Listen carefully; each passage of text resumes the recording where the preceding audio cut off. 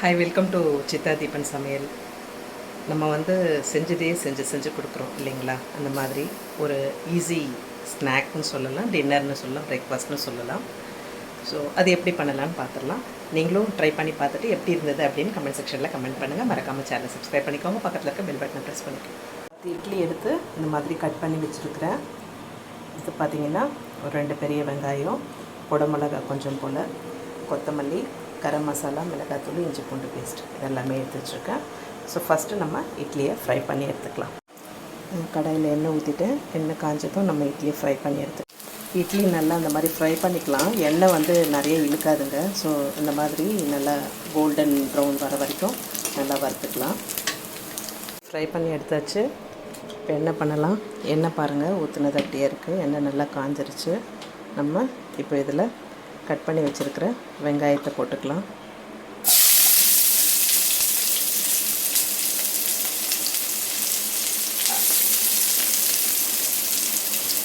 நான் இன்றைக்கி ஒரு 3 பேர் சாப்பிட்ற மாதிரி செஞ்சுவேன். ஸோ உங்களுக்கு 5 பேர் 6 பேர் என்னும்போது இட்லி அதிகமாகும்போது அதுக்கேற்ற மாதிரி வெங்காயமும் குடமிளகாவும் அதிகமாக சேர்த்துக்கலாம். நம்ம ஏற்கனவே இட்லியில் உப்பு போட்டிருப்போம் இல்லையா, அதனால் இதில் லைட்டாக உப்பு போட்டால் போதும். ஓகேங்களா? ஸோ வெங்காயம் வதங்கும் போது உப்பு போட்டோன்னா சீக்கிரம் வதங்கிடும். அதுக்காக தான் நான் உப்பு சேர்க்குறேன்.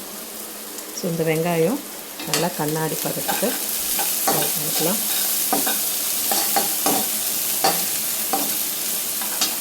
ஓகே, வெங்காயம் வதங்கிடுச்சு. குடமிளகா போட்டுக்கலாம். ஸோ இதையும் நல்லா வதக்கிக்கலாம்.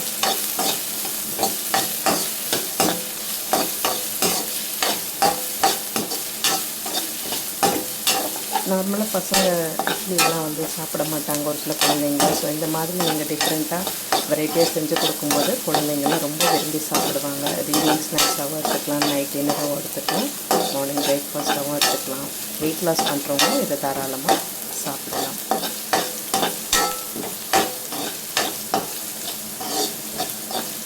நல்லா வதங்கிட்டோம். அதுக்கு முன்னாடி உங்களுக்கு வீட்டிலேயே அரைச்ச மஞ்சத்தூள் வேணும் அப்படின்னா நீங்கள் என்ன காண்டாக்ட் பண்ணலாம். ஸோ உங்களுக்கு குறைஞ்சது 1/2 கிலோலேருந்து ஆர்டர் எடுக்கப்படும். விலை டீட்டெயில்ஸு எல்லாமே நீங்கள் என்ன காண்டாக்ட் பண்ணும்போது நான் உங்களுக்கு சொல்கிறேன் இல்லைங்களா. மஞ்சத்தூள் ஸோ இதுதான் வீட்டிலேயே அரைச்சது. எந்த ஒரு கெமிக்கல்ஸும் சேர்க்கப்படலை. நம்ம குழம்புல, ரசத்தில், பொரியல்லாம் சேர்க்கும்போது வாசனையும் நல்லா மணமாக இருக்கும். இதில் கொஞ்சம் போல் மஞ்சத்தூள் சேர்த்துக்கலாம்.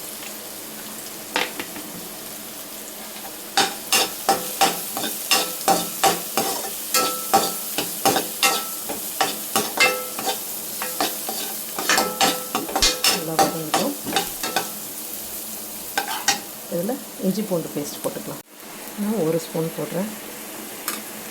உங்களுக்கு எவ்வளோ வேணுமோ தேவைக்கேற்ற. இஞ்சி பூண்டு பேஸ்ட்டு போட்டதுக்கப்புறமா பார்த்தீங்கன்னா ஸ்டவ் கொஞ்சம் லோ ஃப்ளேம் பண்ணிக்கோங்க.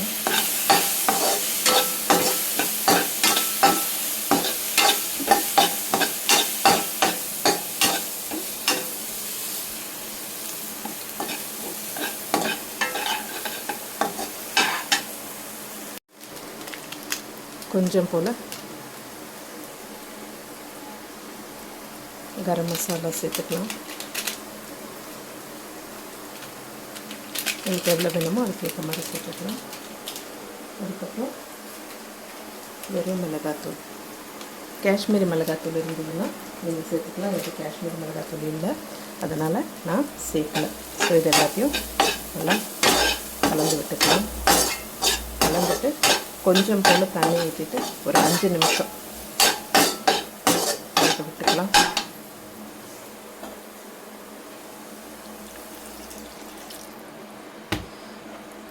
டம்ளர் தண்ணி ஊற்றிட்டு ஒரு 5 நிமிஷம் வேகணும்.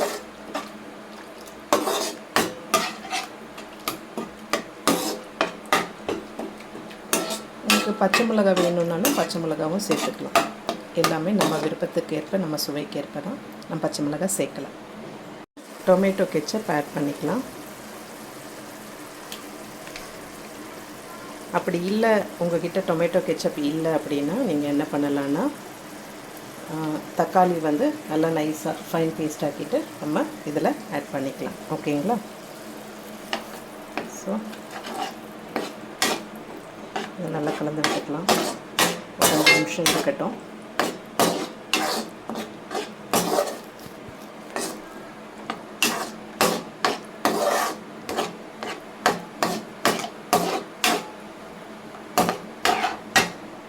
இந்த ஃப்ரை பண்ணி இட்லி பார்த்தீங்கன்னா சவுண்டு பார்த்தீங்களா எப்படி வருது கடை கடை கடைன்னு. இதை வந்து என்ன பண்ணலாம், நம்ம இதில் சேர்த்துக்கலாம். கொஞ்சம் ஃப்ளேம் லோவில் வச்சுருங்க. லோவில் வச்சுட்டு நம்ம இந்த இட்லி போட்டு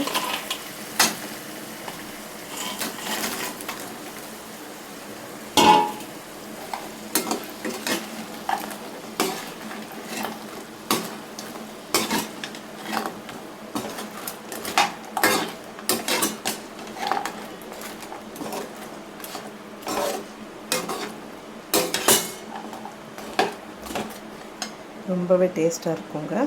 சுவையான டேஸ்டி இட்லி மஞ்சூரியன் ரெடி. நம்ம கொத்தமல்லி தூவி கார்னிஷ் பண்ணிக்கலாம். அவ்வளோதாங்க. ஸ்மெல்லே சூப்பராக இருக்குது, டெம்ப்டிங்காக இருக்குது, சாப்பிடணும் போல்.